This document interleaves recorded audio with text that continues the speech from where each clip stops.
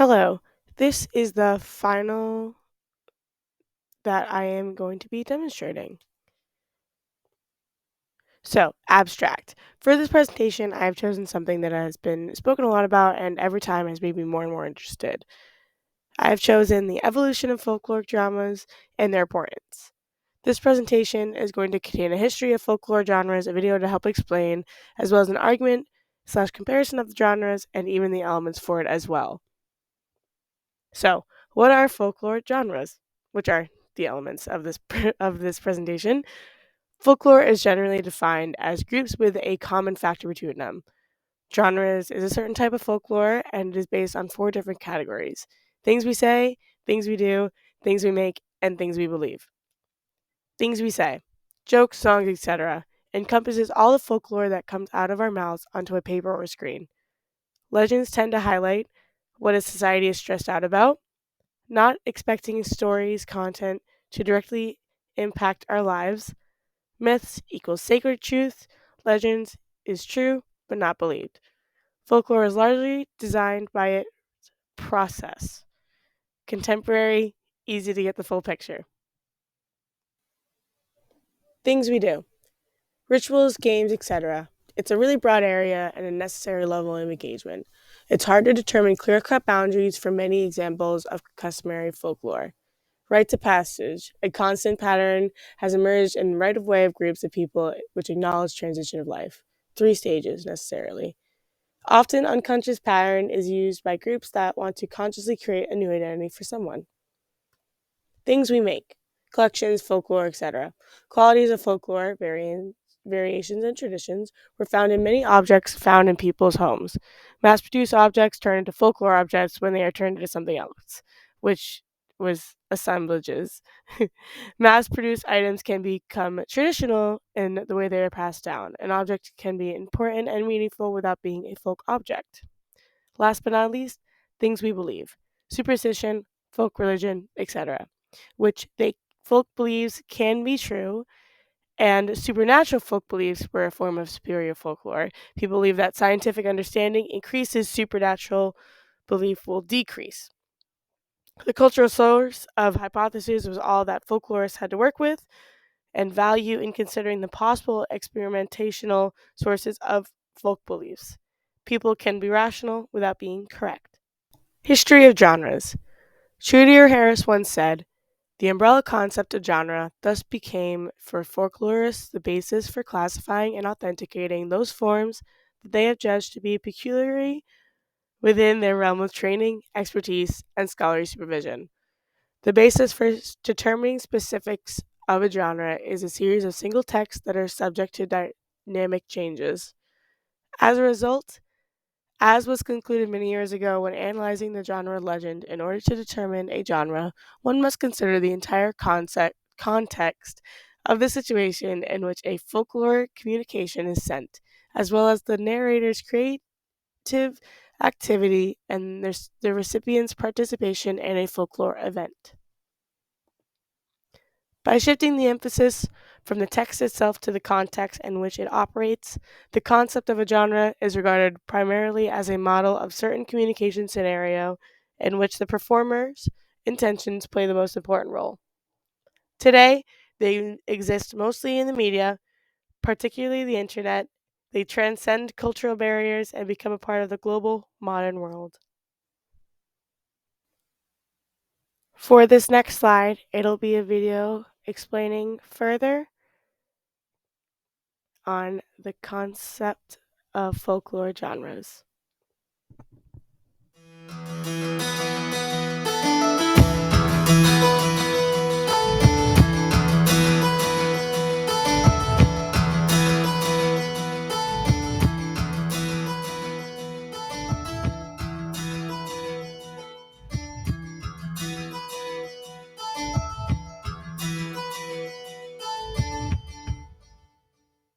Hello, and welcome to the Folklore and Fiction Podcast. My name is Kelly McCath-Morin. I'm a PhD candidate in the Folklore Department at Memorial University of Newfoundland, and I'm also a speculative fiction writer under the pseudonym C.S. McCath. The Folklore and Fiction Podcast and Dispatch synthesize these passions with a focus on folklore scholarship aimed at storytellers. You'll find the Folklore and Fiction archive along with the rest of my work online at folkloreandfiction.com. Interested listeners will find a link to the current dispatch in the show notes, where a more comprehensive record of this episode can be found, including a bibliography and other references. This episode of the Folklore and Fiction podcast was first published as a newsletter in January 2019, 2 years before I began podcasting. I'm recording it as a supplement now so that new listeners and subscribers have an opportunity to engage with the material. In it, I'll be introducing you to folklore genres with help from scholars Alan Dundes and others, discussing how the concept of genre can be both helpful and problematic, detailing a few ways to classify genres, and showing you how to use this information as a storyteller.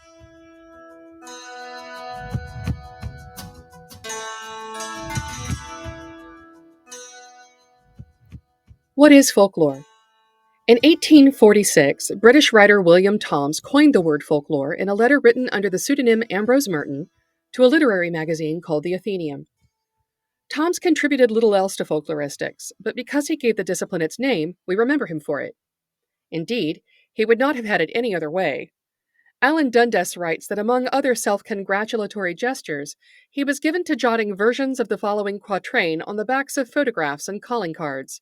Quote, "If you would fain know more of him whose photo here is, he coined the word folklore and started notes and queries." End quote. The American Folklore Society defines folklore as, quote, "traditional art, literature, knowledge, and practice that is disseminated largely through oral communication and behavioral example," end quote, but is careful to add that the subject is robust enough to accommodate many different definitions and descriptions. For example, when I tell people that I'm a PhD folklore student, many mention fairies, and I do confess a particular fondness for fairy and elf lore. But when I talk about my research in the beliefs and practices of animal rights activists, I use the term ethnographer to describe myself. When one of my mentors teaches folklore, he includes the legend of Slender Man, which has its roots on the Creepypasta website, while another includes the place of divination in the Russian political landscape. That's a wide variety of subject matter, and it's all folkloric. Why? Because people make folklore, and we're a diverse species in constant motion. What is folklore genre? One of the ways folklorists come to grips with this wide variety of subject matter is by means of classification. And this is where the term genre comes into play. Trudier Harris writes that in an effort to establish folklore as a unique discipline, scholars such as the aforementioned Alan Dundes and others worked hard to define the things they did. Since the concept of genre already existed outside the academy, and since categories like myth and ballad were already in use as descriptive terms for types of folklore, the idea of folklore genres was particularly attractive to these scholars.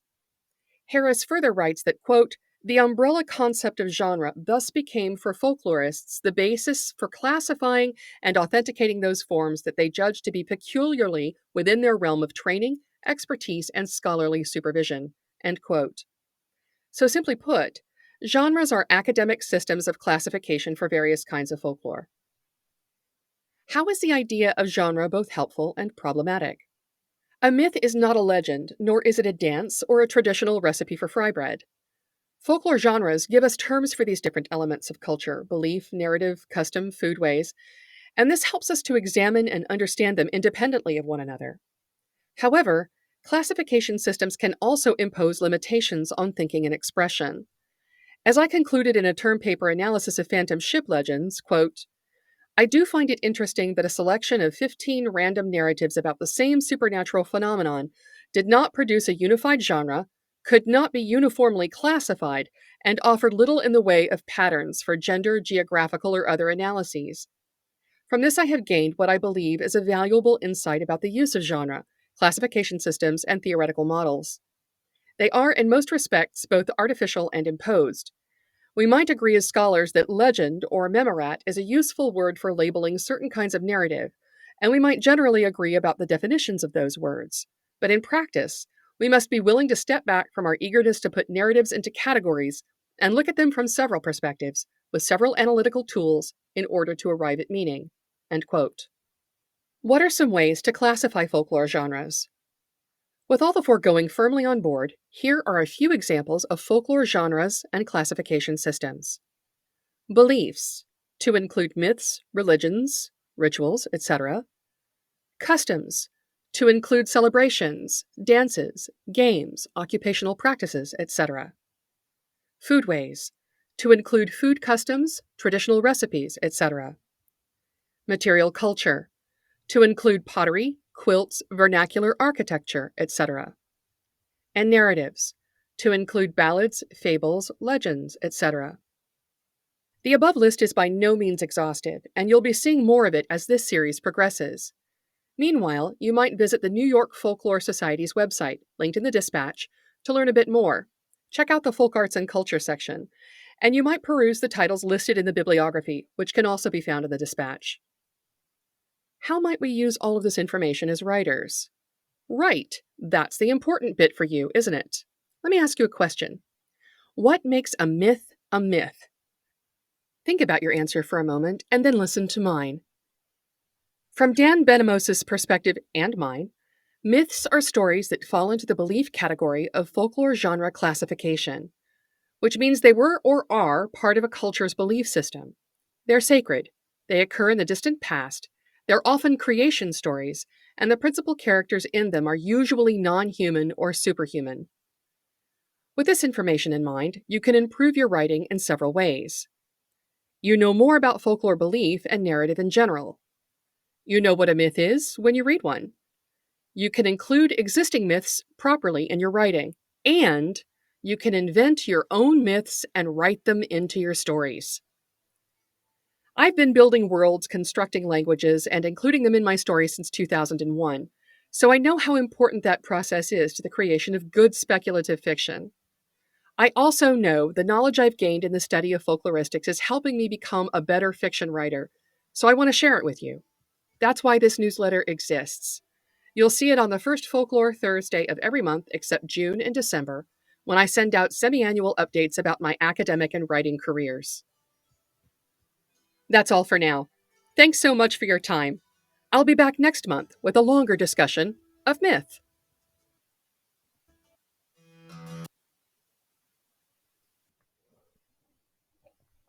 I found that slide on YouTube and I thought it was a great way to help explain genres and just really give a great rundown of it. And that podcast was really well done and really well explained.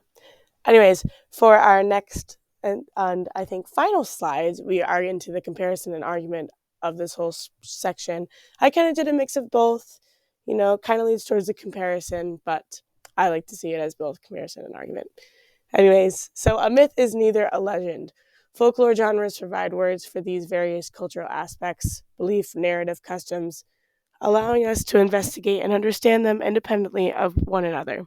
However, classification systems can limit one's ability to think and express themselves. Generally, when things do not produce a unified genre, it could not be uniformly classified and offer little in the ways of patterns for gender, geographical, or other analyses. This has provided with what insight into the use of genre classification systems and theoretical models.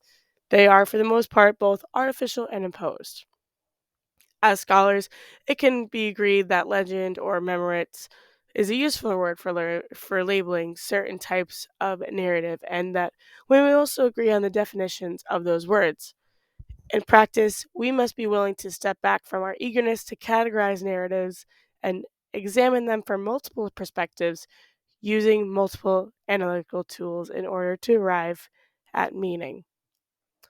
So this was my presentation. Here are my 4 lovely references that I used, and I hope you enjoyed my presentation about the evolution of folklore genres and why they're important. Thank you very much.